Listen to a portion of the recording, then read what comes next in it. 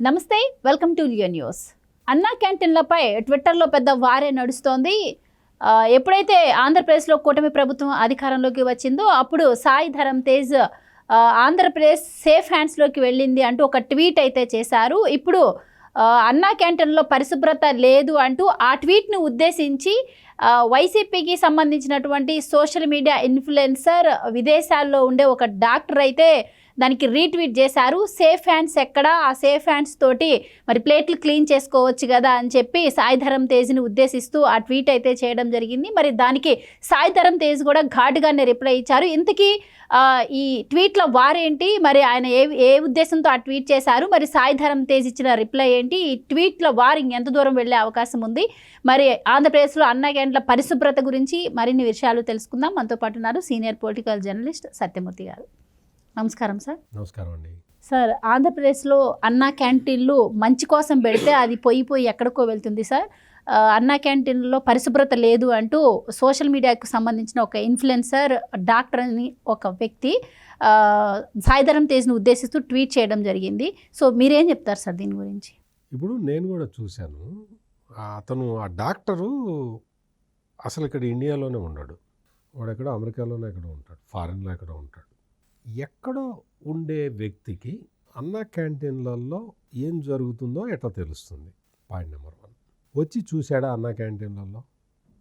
పరిశుభ్రత లేదు అని అతనికి ఎవరు చెప్పారు? ఇప్పుడు ఈ విదేశాల్లో ఉండే ఈ డాక్టరు జగన్మోహన్ రెడ్డికి చాలా సన్నిహితుడు, చాలా బాగా కావాల్సిన వాడు. మొన్నటి వరకు ఇతన్ని కొంచెం దాచిపెట్టారు, ఇతన్ని కొంచెం షేడ్లో పెట్టారు. అప్పుడు ఇంకా కొంతమంది వేరే వాళ్ళు ఉండేవాళ్ళు.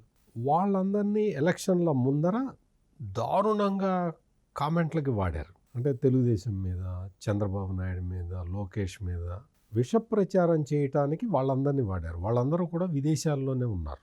ఆ తర్వాత ఏం జరిగిందో ఏమో ఇక్కడ ఇండియాలో కూడా ఒక ఆమె ఉంటుంది, ఆమె పెద్ద సినిమా యాక్టరు, నేనే మహానటి నేను చెప్పుకుంటుంది, ఆమెను కూడా వాడారు. ఆ తర్వాత ఓడిపోయిన తర్వాత ఒక్కసారి వీళ్ళందరూ కూడా బూతులు మాట్లాడే దాంట్లో స్పెషలిస్టులు. ఈ సోషల్ మీడియా ఇన్ఫ్లుయెన్సర్ల పేరుతో జగన్మోహన్ రెడ్డి బ్యాచ్ అంతా కూడా వీళ్ళు నోరు తెరిస్తే బూతులే మాట్లాడతారు. ఒకడైతే వాడు ఆంధ్రప్రదేశ్ హైకోర్టు జడ్జిల్ని కూడా తిట్టాడు. ఒకసారి కాదు, 2-3 సార్లు. వ్యవస్థ ఏది పని చేయకుండా మొత్తం వాటినన్నింటినీ స్తబ్దుగా ఉంచి జగన్మోహన్ రెడ్డి ఆడిన వికృత క్రీడ ఇది. అంటే ఈ సోషల్ మీడియా ఇన్ఫ్లుయెన్సర్ల పేరుతో అరాచక శక్తుల్ని తీసుకొచ్చి రంగంలోకి దించాడు. ఇప్పుడు ఓడిపోయిన తర్వాత జగన్మోహన్ రెడ్డి ఏం చేస్తున్నాడు అంటే, ఇప్పటివరకు డార్క్లో ఉంచుకున్న వాళ్ళందరినీ తీసుకొచ్చి కొత్త ఫేసుల్ని పెడుతున్నాడు. ఆ కొత్త ఫేసుల్లో ఇతను ఒకడు. ఇతను ఎక్కడో విదేశాల్లో ఉంటుంటాడు, ఎక్కడుంటాడో తెలీదు. సాయి ధరమ్ తేజ్ అడిగాడు, అదే విషయాన్ని అడిగాడు, బ్రో నువ్వు ఎక్కడ ఉంటావు అని అడిగాడు. ఈ బ్రో ఎక్కడ ఉంటాడో తెలీదు. అంటే మామూలుగా ఎక్కడన్నా స్టూడియోలో కూర్చొని లేకపోతే ఒక ప్లేస్లో కూర్చొని చేయటం కాదు. ఇతని ప్రత్యేకత ఏంటంటే, ఒక విలాసవంతమైన కారులో కూర్చొని ఆ కారులోనే కెమెరా పెట్టుకొని మాట్లాడతాడు. తను ఇష్టం వచ్చింది మాట్లాడతాడు. తను అసలు అంటే జగన్మోహన్ రెడ్డి వికృత ఆలోచనలకి ప్రతిరూపం వీడు. ఇతను ఇక్కడుండి ఎట్లా అయితే వికృతంగా ఆలోచిస్తాడో ఈ వికృత ఆలోచనలకి రిఫ్లెక్షన్. ఏం చెప్తాడు?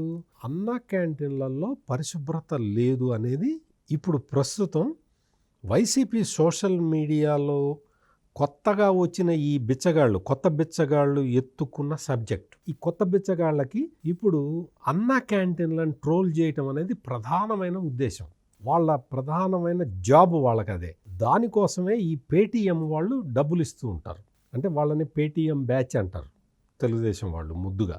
ఎందుకు అంటే, ఈ సోషల్ మీడియా ఇన్ఫ్లుయెన్సర్లని తయారు చేసి వాళ్ళని పర్చేజ్ చేసుకొని వాళ్ళతోటి పోస్టులు పెట్టిస్తూ ఉంటుంది. ఇది వైసీపీ చేసే గేమ్ అనమాట సోషల్ మీడియాలో. ఎప్పుడైతే ఓడిపోయాడో జగన్మోహన్ రెడ్డి, దారుణంగా ఓడిపోయి 151 స్థానాల నుంచి 11 స్థానాలకి పడిపోయిన తర్వాత కొత్త ఫేసుల్ని తీసుకొచ్చి పెట్టాడు. ఒకడు ప్రొఫెసర్ అంటాడు, నేను ప్రొఫెసర్ని అంటాడు. వాడి పేరు ముందర ప్రొఫెసర్ అని ఉంటుంది. మరి వాడు అన్నా క్యాంటీన్ల మీద విషం చల్లుతుంటాడు. ఇంకో ఈ టైపులో అనమాట. వీళ్ళందరూ వచ్చి అన్నా క్యాంటీన్ల గురించి చాలా వరస్ట్గా, చాలా చండాలంగా మాట్లాడుతూ ఉంటారు. వైసీపీ బ్యాచే వెళ్తారు. వాళ్ళు వెళ్ళి ఆ అన్నం తిన్న ప్లేట్లో అన్నం తినను కూడా తినరు. వాళ్ళు వచ్చిందే దీన్ని ఖరాబ్ చేయటానికి కదా.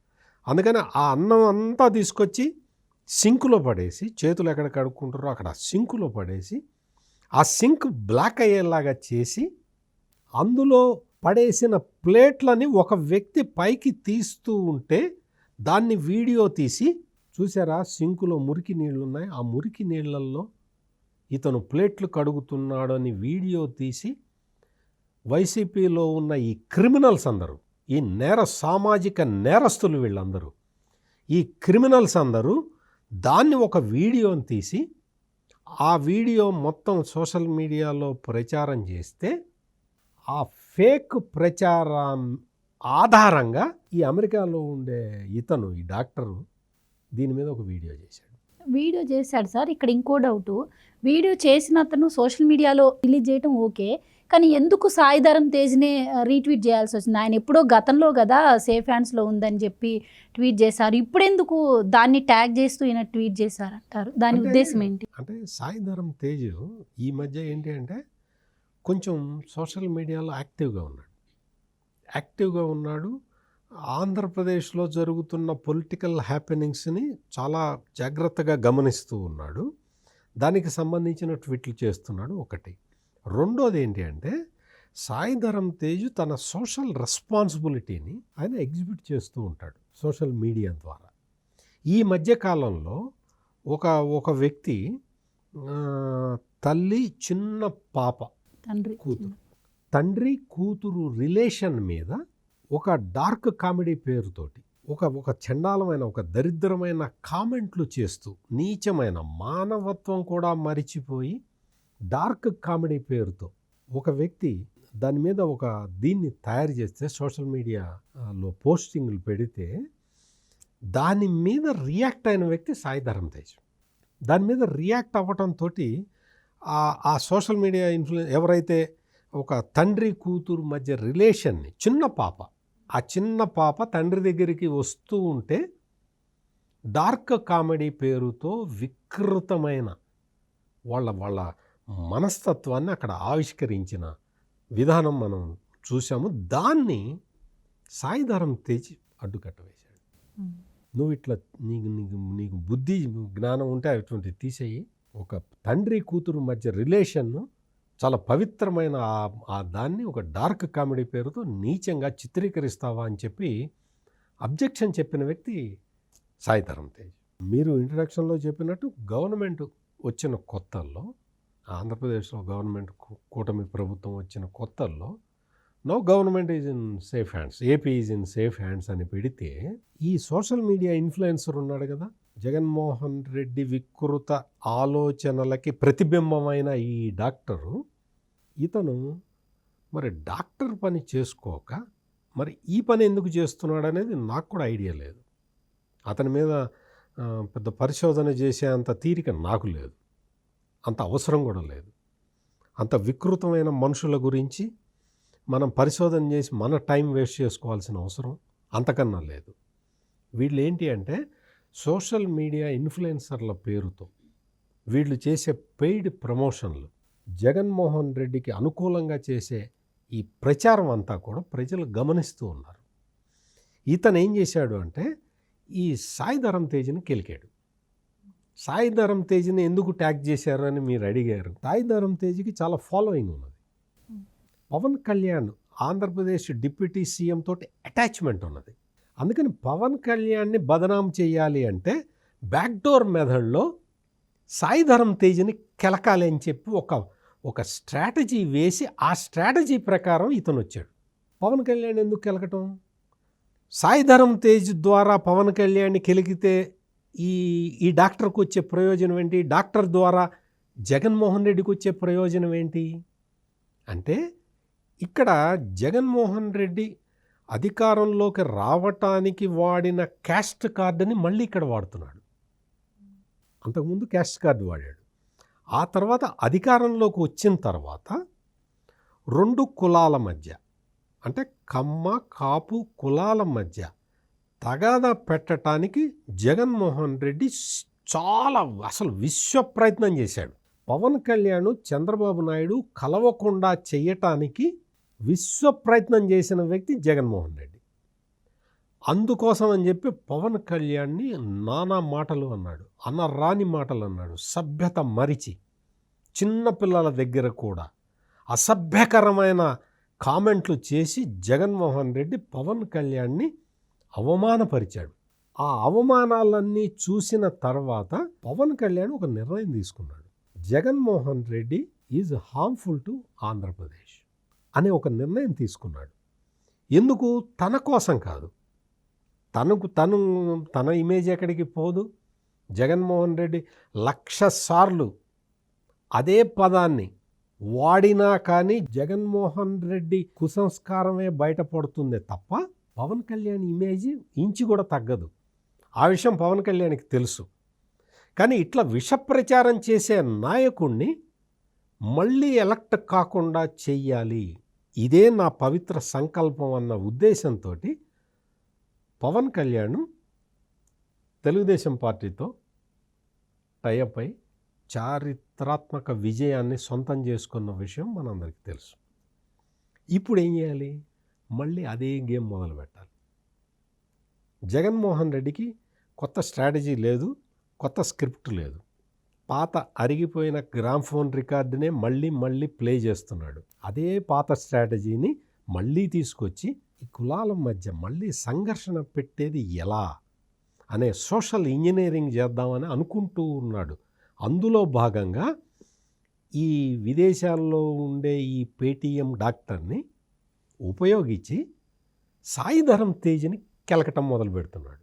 సాయిధరం తేజు అతనికి వయసులో చిన్నవాడైనా చాలా అనుభవం ఉన్నట్టుగా కనిపిస్తూ ఉంటుంది. ఎందుకంటే అతని కామెంట్లు కానీ, అతను చెప్పే విధానం కానీ, అతను ఎంచుకుంటున్న సినిమాల కోసం ఎంచుకుంటున్న సబ్జెక్టులు కానీ కొత్త తరహాలో ఉంటున్నాయి.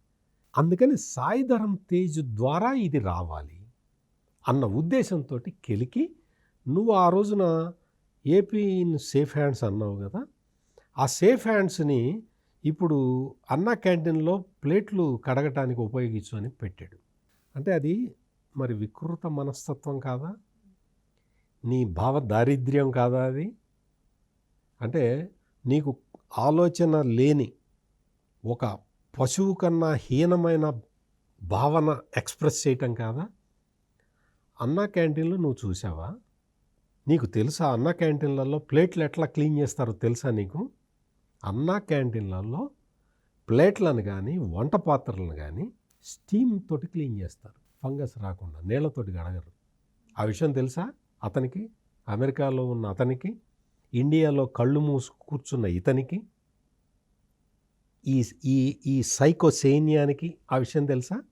ఎంత అక్షయపాత్ర ఫౌండేషన్ అంటే అన్నా క్యాంటీన్లని అజమాయిషీ చేస్తున్న అక్షయపాత్ర ఫౌండేషన్ కార్యకర్తలు ఎంత డిసిప్లిన్డ్గా ఉంటారో తెలుసా? వాళ్ళు కృష్ణ భక్తులు.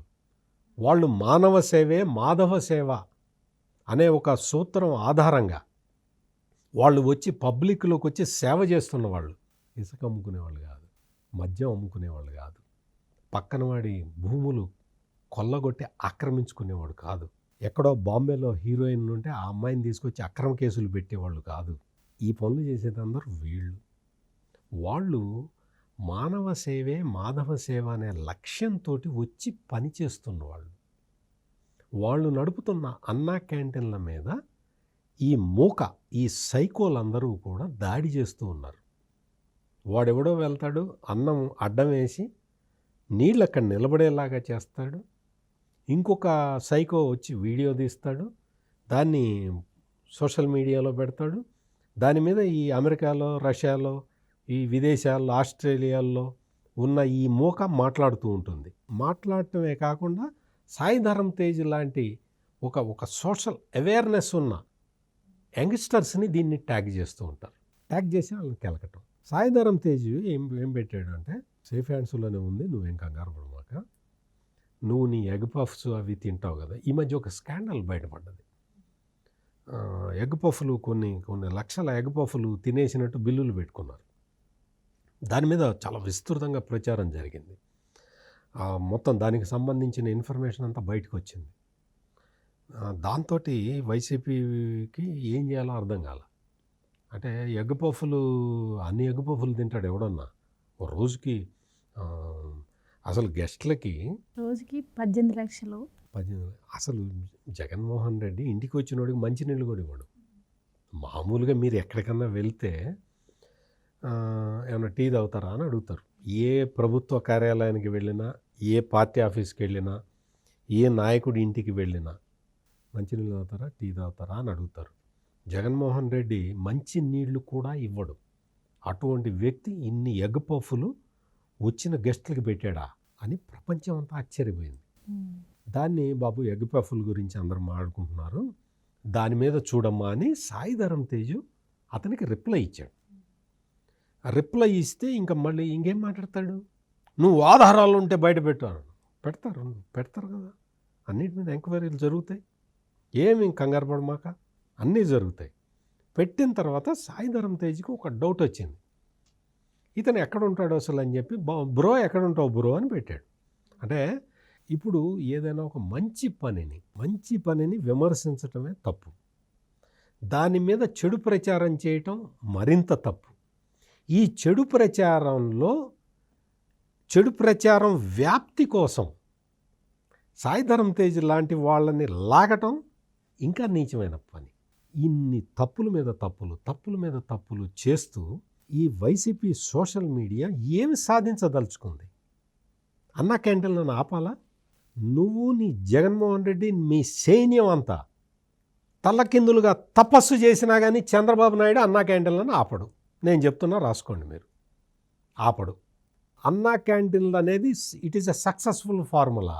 ఎందుకు? ఆకలితో ఉన్నవాడికి ఆకలి తీర్చే ఫార్ములా ఖచ్చితంగా అవసరం. ఈ రోజున అన్నా క్యాంటీన్ల తరహాలో తెలంగాణ రాష్ట్రంలో కూడా పెట్టబోతున్నారు. తెలంగాణ ముఖ్యమంత్రి రేవంత్ రెడ్డి ఇదే అక్షయపాత్ర ఫౌండేషన్ని అడిగాడు, వచ్చి మా దగ్గర కూడా ఇటువంటివి పెడతారా అని. అంటే ఏంటి? ఒక సామాజిక లక్ష్యాన్ని అందుకోవటానికి ప్రభుత్వాలు చేస్తున్న మంచి పని ఇది, సత్కార్యం. దీనికి వీలైతే సహాయం చేయాలి, లేకపోతే అదేదో మనం రామాయణంలో చదువుకున్నాం కదా, ఋషులు వాళ్ళందరూ యజ్ఞం చేస్తూ ఉంటే పైనుంచి మారీచుడు సుబాహుడు వచ్చి రక్తము మాంసము పోస్తూ ఉంటారు అందులో, ఆ యజ్ఞాన్ని చెడగొట్టడానికి. అప్పుడు విశ్వామిత్రుడు తీసుకెళ్ళి రామలక్ష్మణుల్ని ఆ యాగ సంరక్షణ కోసం వినియోగిస్తాడు. ఇది మనం చిన్నప్పటి నుంచి చదువుకుంటూనే ఉన్నాం కదా. అంటే ఈ అన్నా క్యాంటీన్లు అనే యజ్ఞాన్ని భగ్నం చేయటానికి ఈ మారీచులు, అప్పుడు ఒక మారీచుడు ఒక సుబాహుడే ఉన్నాడు. ఇప్పుడు ఈ వైసీపీ సైకో మూకల్లో కొన్ని వందల మంది మారీచులు, కొన్ని వందల మంది సుబాహులు ఉన్నారు. వాళ్ళు ఈ అన్నా క్యాంటీన్ అనే యజ్ఞాన్ని భగ్నం చేయటానికి రకరకాలుగా ప్రయత్నాలు చేస్తూ ఉన్నారు. బట్ ఇక్కడేం పెద్ద ఇదేమీ లేదు, ఎవరు నమ్మట్లేదు. ఆంధ్రప్రదేశ్ ప్రజలందరికీ ఈ సైకోలు ఎట్లా ఆపరేట్ చేస్తారనేది అర్థమైపోయింది. అందువల్ల వాళ్ళు ఎంత ప్రయత్నం చేసినా కులాల మధ్య తగాదాలు రావు, అన్నా క్యాంటీన్లు ఆగవు. Thank you so much. నమస్కారం అండి.